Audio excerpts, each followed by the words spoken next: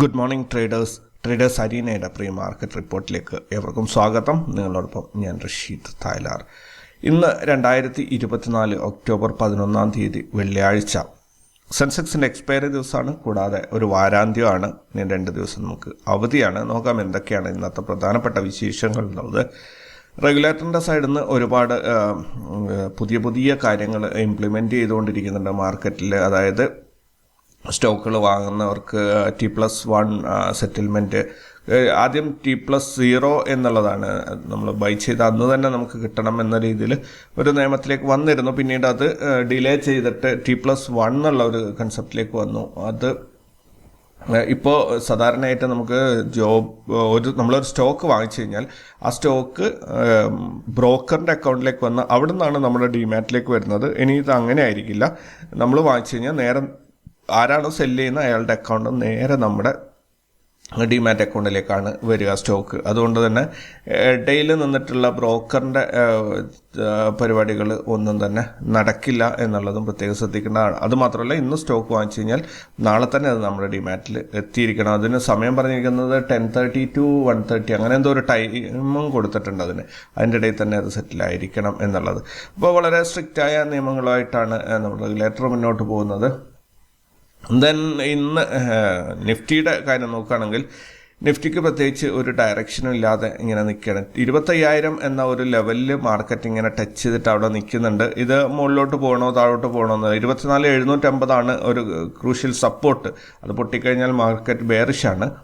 25,000 എന്നുള്ളത് ഒരു round ഫിഗറാണ്.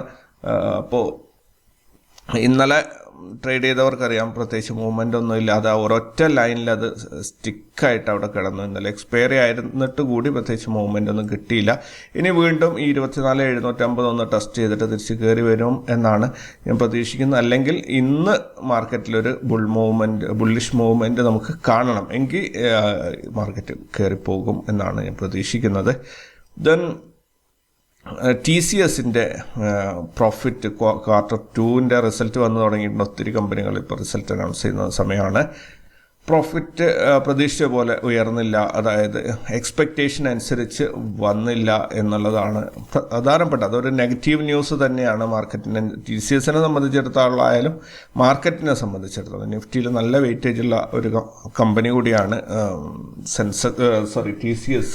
Then സ്റ്റോക്കുകൾ ഇൻട്രാഡേ ചെയ്യുന്നവർക്ക് സ്റ്റോക്കുകൾ നോക്കുകയാണെങ്കിൽ TCS, AREDA, Krishna diagnostics, Oberoi realty, Bandhan bank, Mazagon dock, ഇത്രയും സ്റ്റോക്കുകളാണ് ന്യൂസിൽ ഹൈലൈറ്റ് ചെയ്തിട്ടുണ്ടായിരുന്നത്. ഗോൾഡിൻ്റെ പ്രൈസ് വർദ്ധിക്കുകയാണ് ചെയ്തിട്ടുള്ളത്. ഇന്നലെ 2,610 ആയിരുന്നു, ഇന്ന് $2,634 എത്തിയിട്ടുണ്ട്. ക്രൂഡ് ഓയിലും വർദ്ധിച്ചിട്ടുണ്ട് 75.44. USD INR 8 വീണ്ടും ഇന്ത്യൻ രൂപയുടെ മൂല്യം സ്ലിപ്പാകാണ് ചെയ്തിട്ടുള്ളത്. 83.97 രൂപയാണ് $1 വിനിമയ നിരക്ക്. സുസ്ലോൺ എനർജി ഒത്തിരി പേര് ഹോൾഡ് ചെയ്യുന്നൊരു സ്റ്റോക്കാണ്. അവർക്കൊരു പുതിയ പ്രൊജക്റ്റ് കിട്ടിയിട്ടുണ്ട്.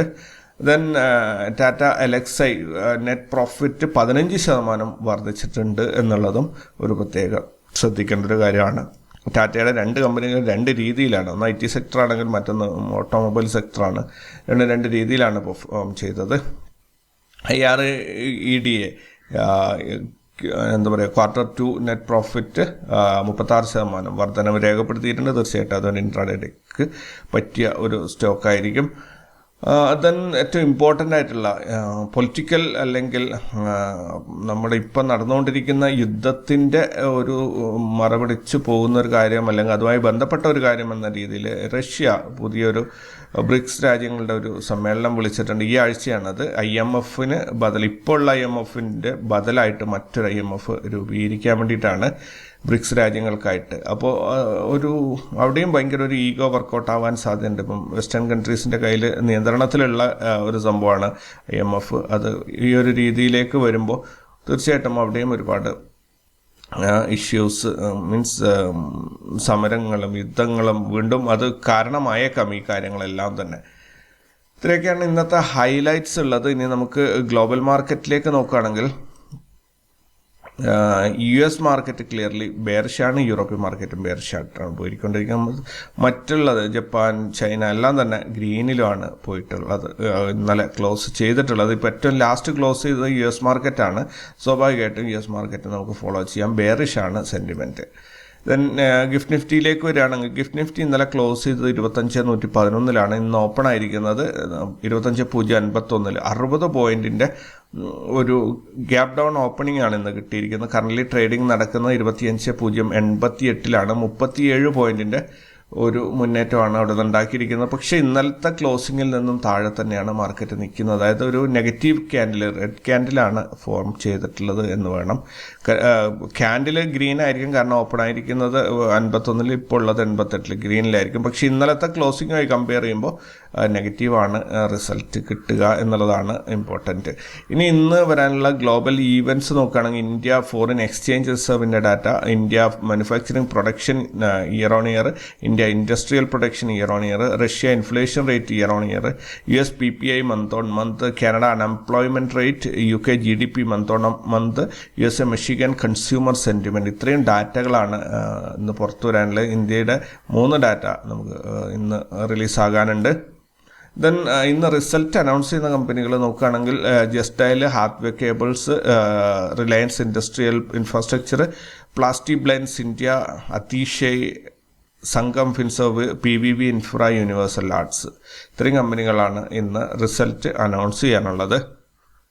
ദെൻ F&O ബാനിൽ വന്നിരിക്കുന്ന Bandhan bank, IDFC first bank, B soft, Tata chemicals, Chambal fertilisers, SAIL, GNFC, RBL bank, granules, PNB, Hincopper, Manappuram. ഇത്രയും സ്റ്റോക്കുകളാണ് F&O ബാനിൽ വന്നിട്ടുള്ളത്. ഇന്നലത്തെ ഇൻസ്റ്റിറ്റ്യൂഷണൽ ആക്ടിവിറ്റീസ് നോക്കുകയാണെങ്കിൽ ഫോറിൻ ഇൻസ്റ്റിറ്റ്യൂഷൻസ് 4,926 കോടിയുടെ സെല്ലിംഗ് ആണ് നടത്തിയത്. ഡൊമസ്റ്റിക് ഇൻസ്റ്റിറ്റ്യൂഷൻസ് 3,878 കോടിയുടെ ബൈങ് ആണ് ചെയ്തത്. അങ്ങനെ മൊത്തത്തിൽ 1,048 കോടിയുടെ നെറ്റ് സെല്ലിംഗ് ആണ് ഇന്നലെ മാർക്കറ്റിൽ നടന്നത്. ഡൊമസ്റ്റിക് ഇൻസ്റ്റിറ്റ്യൂഷൻസ് ബൈയേഴ്സായിട്ട് തന്നെ നിൽക്കുകയാണ്.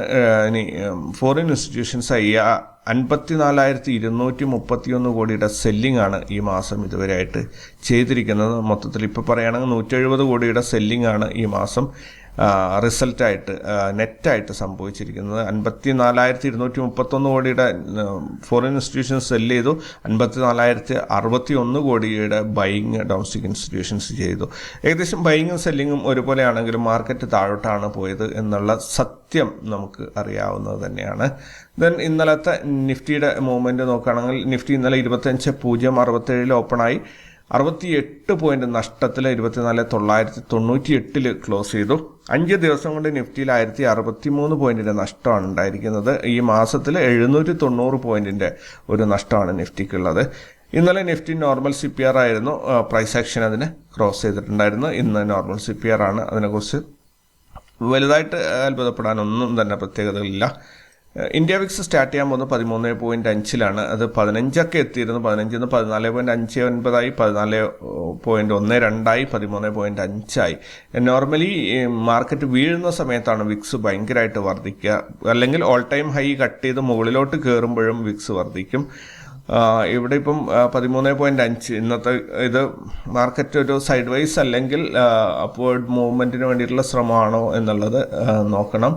ദെൻ പുട്ട് കോൾ റേഷ്യോ നോക്കുകയാണെങ്കിൽ 0.74 ആണ് PCR വന്നിരിക്കുന്നത്. അതായത് ഒരു ന്യൂട്രൽ അല്ലെങ്കിൽ സൈഡ് വൈസ് മൂവ്മെൻ്റ് ആണ് സൂചിപ്പിക്കുന്നത്. ഇത് കഴിഞ്ഞ ഡാറ്റയാണ്, വരാൻ പോകുന്നത്. ഇനിയിപ്പോൾ ഇന്നത്തെ ഡാറ്റ നോക്കിയിട്ട് വേണം ഇന്നത്തെ അവസ്ഥ എന്തായിരിക്കും എന്നുള്ളത് നമുക്ക് തീരുമാനിക്കാം. അത് ലൈവ് മാർക്കറ്റിൽ മാത്രമേ നമുക്ക് കിട്ടുള്ളൂ. ദെൻ ഹയസ്റ്റ് കോൾ റേറ്റിംഗ് 25,500 36 ലക്ഷമാണ്. ഹയസ്റ്റ് പുട്ട് റേറ്റിംഗ് 25,000 49 ലക്ഷമാണ്. അപ്പം പുട്ട് റേറ്റിംഗ് കൂടിയിട്ടുണ്ട്. ബാങ്ക് നിഫ്റ്റി ഇന്നലെ 335 പോയിന്റിൻ്റെ മുന്നേറ്റം രേഖപ്പെടുത്തി. ഫിൻ നിഫ്റ്റി 133 പോയിന്റിൻ്റെ മുന്നേറ്റം രേഖപ്പെടുത്തി. കാരണം ഇന്നലെ ഫിനാൻസ് സെക്ടർ നന്നായിട്ട് പെർഫോം ചെയ്തിരുന്നു. സെൻസെക്സ് 221 പോയിന്റിൻ്റെ നഷ്ടമാണ് രേഖപ്പെടുത്തിയത്. മിഡ് ക്യാപ്പ് 117 പോയിന്റിൻ്റെ നഷ്ടമാണ് രേഖപ്പെടുത്തിയത്. ദെൻ ഇന്നലെ നിഫ്റ്റിയുടെ എക്സ്പയറി ദിവസമായിരുന്നു. എന്താണ് മൂവ്മെൻറ്റ് ഉണ്ടായത് എന്ന് ചോദിച്ചു കഴിഞ്ഞാൽ ഇന്നലെ നമ്മൾ ഒരുപാട് പ്രതീക്ഷയോടുകൂടി മാർക്കറ്റിനെ അപ്രോച്ച് ചെയ്തിട്ട് കണ്ടില്ലേ, ആ നോ ട്രേഡ് സോണിൻ്റെ അകത്തല്ലാതെ അത് പുറത്തോട്ട് പോയില്ല. ഇതായിരുന്നു നമ്മുടെ നോ ട്രേഡ് സോൺ. ഇവിടെ തൊട്ട് CPRനെയാണ് നമ്മൾ നോ ട്രേഡ് സോണായിട്ട് ഇതിൻ്റെ അകത്ത് എൻട്രി എടുക്കരുത് എന്ന് ഞാൻ പറഞ്ഞിട്ടുണ്ടായിരുന്നു. അപ്പോൾ കണ്ടില്ലേ, ആ സോണിൻ്റെ അകത്ത് ഒരു പ്രാവശ്യം ഒരു ഫേക്ക് ഔട്ട് വന്നു. ഇതാ ഇവിടെ ഒരു ചെറിയ രീതിയിൽ മുകളിലോട്ട് വന്നു, അത് അപ്പം തന്നെ സ്റ്റോപ്പ് ലോസ് അടിച്ചിരുന്നു. അതേപോലെ താഴോട്ട് പുട്ടിൻ്റെ സൈഡിലേക്ക് ഇവിടെ ചെറുതായിട്ടൊന്ന് വന്നു. ഒരു 3-4 ട്രേഡിൽ ഒരു 3000 രൂപയോളം ഇന്നലെ നോർമൽ ക്വാണ്ടിറ്റി എടുക്കുന്നവർക്ക് ഇന്നലെ പോയിട്ടുണ്ടാകും. ലോസ് ആയിരിക്കും നിഫ്റ്റി ട്രേഡറിന് ഇന്നലെ ഉണ്ടായിട്ടുണ്ടാവുക. ഇന്ന് സെൻസെക്സിൻ്റെ എക്സ്പയറിയാണ്. ഇപ്പോൾ സെൻസെക്സിൻ്റെ എക്സ്പയറിയിൽ നോക്കുകയാണെങ്കിൽ ഇവിടെ ഇന്നത്തെ ഡേ ഹൈ അതായത് ഇന്നലത്തേനേക്കാളും വലിയ മൂവ്മെൻ്റ് ആണ് ഇന്ന് പ്രതീക്ഷിക്കുന്നത്. ഇന്നത്തെ ഡേ ഹൈ എന്ന് പറയുന്നത് മോസ്റ്റ് പ്രോബ്ലി 82,182 ആയിരിക്കും ഇതാ ഇവിടെ വരെ. അല്ലെങ്കിൽ ഡേ ലോ ആണെങ്കിൽ 81,040 ആയിരിക്കും. ഈ രണ്ട് രീതിയിലാണ് ഹൈ ഓർ ഡേ ലോ പ്രതീക്ഷിക്കുന്നത്. ഇങ്ങനെ വന്നു കഴിഞ്ഞാൽ രണ്ട് സംഭവങ്ങളാണ്. ഒന്നുകിൽ സീറോ മൂവ്മെൻ്റ് ആയിരിക്കും മാർക്കറ്റിൽ, ഒരു രീതിയിലുള്ള ചലനം ഉണ്ടാവില്ല. അല്ലെങ്കിൽ ഹെവി ആയിട്ടുള്ള മൂവ്മെൻറ്റ് വന്നിട്ട് ഒന്നുകിൽ ഹയർ സൈഡ് അല്ലെങ്കിൽ ലോവർ സൈഡ് ടച്ച് ചെയ്യുന്ന ഒരു കാഴ്ചയാണ് നമ്മൾ കാണാറുള്ളത്. വലിയ മൂവ്മെൻറ്റ് പറഞ്ഞാൽ നമുക്ക് സ്റ്റോപ്പ് ലോസ് വെച്ച് ട്രേഡ് ചെയ്യാൻ പറ്റാത്ത രീതിയിലുള്ള ഒരു വൃത്തികെട്ട മൂവ്മെൻറ്റും ആയിരിക്കും ഇങ്ങനെ ഹെവി റേഞ്ച് നമുക്ക് റാസ് ലെവൽസ് പ്രിഡിക്റ്റ് ചെയ്ത് കഴിഞ്ഞാൽ ഉണ്ടാവുക. അപ്പോൾ വലിയ രീതിയിൽ, അതായത് 100 രൂപ കയറിപ്പോൾ 110 രൂപ താഴോട്ടിറങ്ങും, 150 രൂപ മുകളിലോട്ട് കയറും, 200 രൂപ താഴോട്ടിറങ്ങും എന്ന രീതിയിലുള്ള മൂവ്മെൻ്റ് ആയിരിക്കും ഇങ്ങനെ വന്നു കഴിഞ്ഞാൽ സാധാരണ കിട്ടാറില്ല. അതെല്ലാ പ്രാവശ്യം അങ്ങനെ സംഭവിക്കണമെന്നില്ല. ചില സമയത്ത് സീറോ മൂവ്മെൻറ്റ്, അതായത് ഈ ഒരു നോട്രേഡ് സോണിൻ്റെ അകത്ത് തന്നെ കിടന്ന് കളിക്കുകയുള്ളൂ, പോവില്ല പുറത്തോട്ട്. എന്തായാലും മാർക്കറ്റ് ഇവിടെ റാസ് ലെവൽസ് ഇതും കൂടി കോമ്പിനേഷൻ പറയുന്നത് മാർക്കറ്റ് ഒരു ചെറിയൊരു ഗ്യാപ്പ് അപ്പ് ഓപ്പണിങ്ങിൽ ബെയറിഷ് മൂവ്മെൻറ്റ് തരും എന്നാണ്. നമുക്ക് നോട്രേഡ് സോണായിട്ട് ഡിഫൈൻ ചെയ്യാനുള്ളത് 81,770 മുതൽ താഴേക്ക് 81,618 വരെയുള്ള ഈ ഒരു സോണാണ് നമുക്ക് നോട്രേഡ് സോണായിട്ട് ഡിഫൈൻ ചെയ്യാനുള്ളത്. ഇതിൻ്റെ ഇടയിൽ ഫ്രഷ് എൻട്രി എടുക്കാതിരിക്കാൻ നിങ്ങൾ പ്രത്യേകം ശ്രദ്ധിക്കുക. ഇനി ഒരു സപ്പോർട്ട് മാർക്കറ്റ് ന്യൂട്രൽ അല്ലെങ്കിൽ ഇവിടെ ഈ നോട്രേഡ് സോണിൽ ഓപ്പണായിട്ട് താഴോട്ട് ഇറങ്ങി വരികയാണെങ്കിൽ മാർക്കറ്റിൽ 81 എസ്റ്റർഡേ ലോയിൽ സപ്പോർട്ട് കിട്ടാൻ സാധ്യതയുണ്ട്. കാരണം ചെറിയൊരു സോൺ ഫോം ചെയ്തിട്ടുണ്ട്. 81,538, 504 എന്ന രീതിയിലുള്ള ഈ ഒരു സോണിനകത്ത് മാർക്കറ്റിന് സപ്പോർട്ട് കിട്ടാൻ സാധ്യതയുണ്ട്. അവിടെ നിന്ന് പൊട്ടിക്കഴിഞ്ഞാൽ അതങ്ങനെ അങ്ങ് പോവും.